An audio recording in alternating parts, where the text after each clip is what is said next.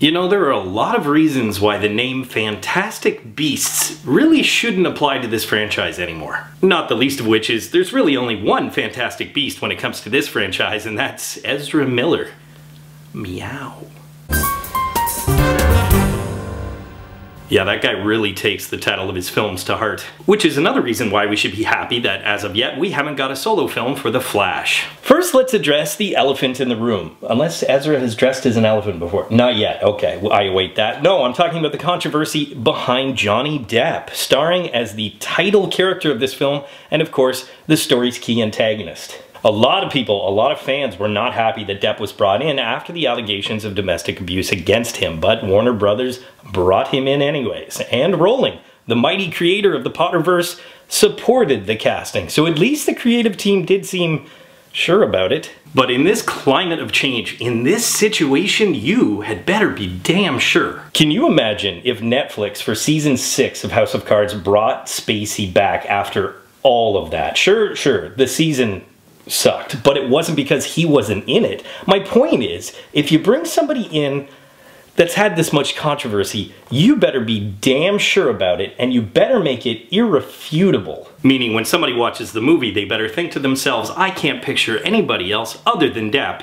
in that role. And you know what? That just wasn't the case. Rowling not only wrote the Wizarding World books, but she wrote the screenplay for this particular film. And one thing has become clear in all of that, and that is her main antagonist, Grindelwald, Voldemort, are reserved to an extent. They're more of a whisper in your ear than a scream. Granted, in the first Fantastic Beasts, we don't really see Grindelwald. In this one, he's the title character. So you think, great, now's a chance for the character to shine.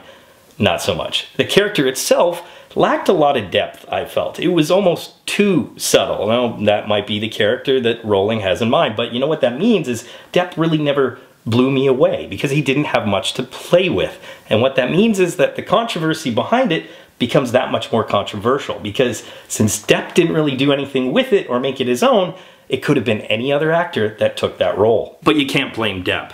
At least for taking the role. When someone told him he could be a silver-tongued, charismatic individual who could get away with atrocities magically, he probably thought they were talking about something else. There were a lot of gaps in this script, in my opinion. However, it didn't ruin the film. It did ruin a lot of subplots. They were introduced very quickly, they whizzed by, and then about an hour later you were reminded, oh yeah, that thing was important. I forgot all about it. There are also a lot of new characters in Fantastic Beasts 2, and that's on top of the new characters we just met in the previous film. Now, granted, these new characters are introduced by name, they're given a history, but then a lot of them are never seen or heard from again, or they're completely eliminated from the story with little to no payoff. See, this kind of writing, which isn't necessarily bad, reminds me of something that I see from my students almost all the time. The best way I can describe this writer's fault is it's almost a godlike, unintentional withholding of information. The creators of this universe, the creators of these stories, forget that sometimes they have all the answers. They have the universe up in their head, but they haven't conveyed it to anyone else. This leads to gaps or plot holes because the student thinks they've explained everything because it's inside their head, but really, they haven't. And it's absolutely staggering how many bits Rowling throws at you. Set up for the next film, Potterverse Easter eggs, the aforementioned new characters, the countless subplots. It just seemed like this film lacked focus. Which is too bad, because it still had two aspects that have always worked in past Wizarding World films and worked in this one, and that is heart and tone. I always thought that these Wizarding films actually create a beautiful dark tone. A lot of the latter Potter films did this very successfully, and I love that as an audience member because I'm the kind of guy that if you ask, what's your favorite Star Wars? I say Empire for that exact reason. But when Rowling really gets momentum, that woman can be very dark, as Fantastic Beasts 2 actually features multiple infanticide.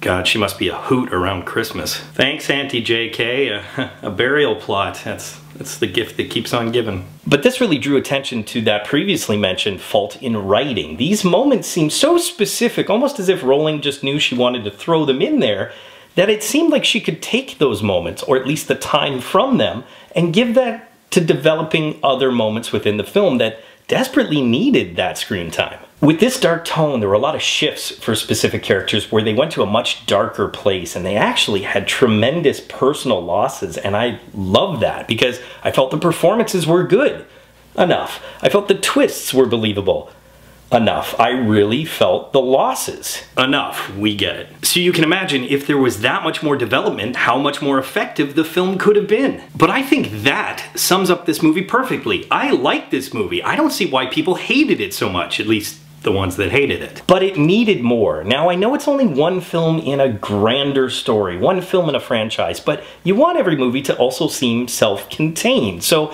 every time I got a taste of something that I enjoyed, Newt's relationship with Tina or his brother, those aforementioned new characters, Queenie's turn into watch the movie. The fact is, it was there, I was interested, and it was gone in an instant. As much as I've been critical of this movie, believe it or not, the worst Harry Potter film, the worst Wizarding World film, it's still magical, and it's still an earn it, if not barely.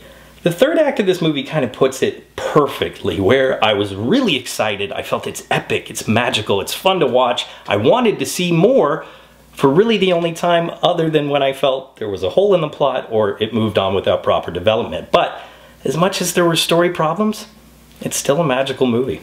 But Rowling, as much as I cannot wait for the next one, at least to see what happens, enough with the twist after twist, okay, Shyamalan? Poll question, and it's a pretty straightforward one. Since this movie is creating such division, did you see it and what did you think? As always, leave your answers in the comments section below. But until next time, school's out.